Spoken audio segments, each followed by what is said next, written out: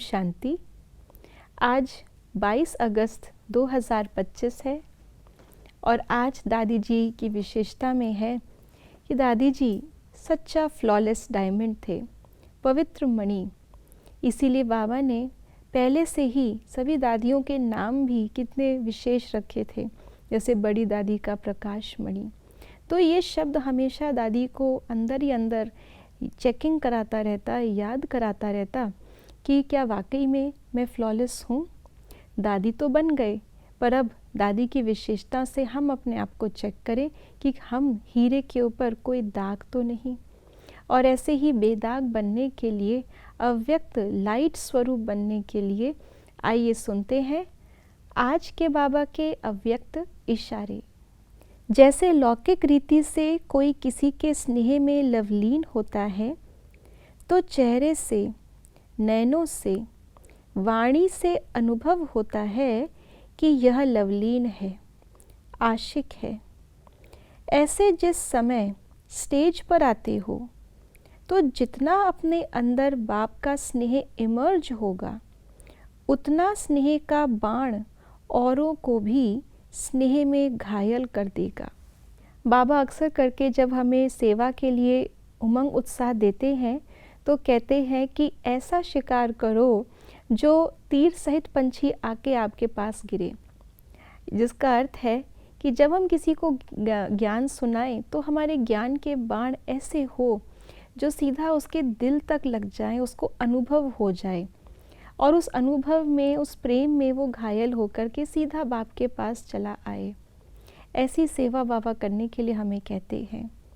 लेकिन इस सेवा करने से पहले बाबा ने हमें आज एक और बात पर अंडरलाइन कराया है, ध्यान खिंचवाया है, वो है स्वयं की स्थिति।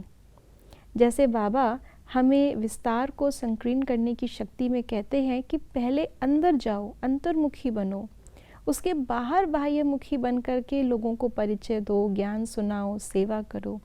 क्योंकि पहली सेवा स्व सेवा है।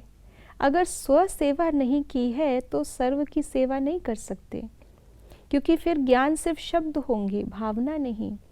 बाबा प्यार का सागर है, ये केवल दुनिया की तरह भावुक करने वाले थोड़े शब्द होंगे, लेकिन घायल करने वाले नहीं। इसीलिए बाबा ने उदाहरण दिया है कि जैसे कोई आशिक होता है, वो सदा अंदर ही अंदर जिसका आशिक है उसको याद करता रहता है, अपने माशूक को याद करता रहता है। अगर लौकिक में भी किसी का किसी से स्नेह है तो लोगों को पता चल जाता है, क्योंकि बार बार उसकी आंखें वहीं जाएंगी, बार बार कुछ भी बात करते करते उसी की बात मुख पर आ जाएगी। कुछ भी संगठन में है तो भी खोया खोया रहेगा। तो बाबा कहते हैं जैसे लौकिक आशिक माशूक होते हैं, बार बार एक दूसरे को देखते हैं, क्या ऐसे ही मैं भी अपनी मन की आँख से बार बार बाबा को देखती हूँ। अगर बार बार बाबा को देखूंगी तो वही बाबा के चरित्र मेरे अंदर भी आएंगे। जैसे लौकिक में वो बार बार उन्हीं की बात करते हैं, कुछ भी बात होगी वो घूम फिर के वहीं आ जाएंगे। तो हम भी तो आशिक हैं बाबा के। तो क्या हमारी हर बात में बाबा वाली बात होती है? क्या हम अपनी हर एक वाणी से, हर शब्द से, जब हम स्टेज पर होते हैं तो हम बाबा का परिचय दे रहे होते हैं, उनके ज्ञान का परिचय दे रहे होते हैं? ये अपने आप को चेक करें। तो जैसे स्टेज पर आने से पहले हम अपने वस्त्र ठीक करते हैं, अपने बाल ठीक करते हैं, चेहरा, जो नोट्स हमने बनाए हैं उन्हें रिवाइज करते हैं, स्टेज ठीक है कि नहीं, स्टेज की डेकोरेशन ठीक है कि नहीं, एक प्रोग्राम के लिए कितनी सारी बातें देखते हैं।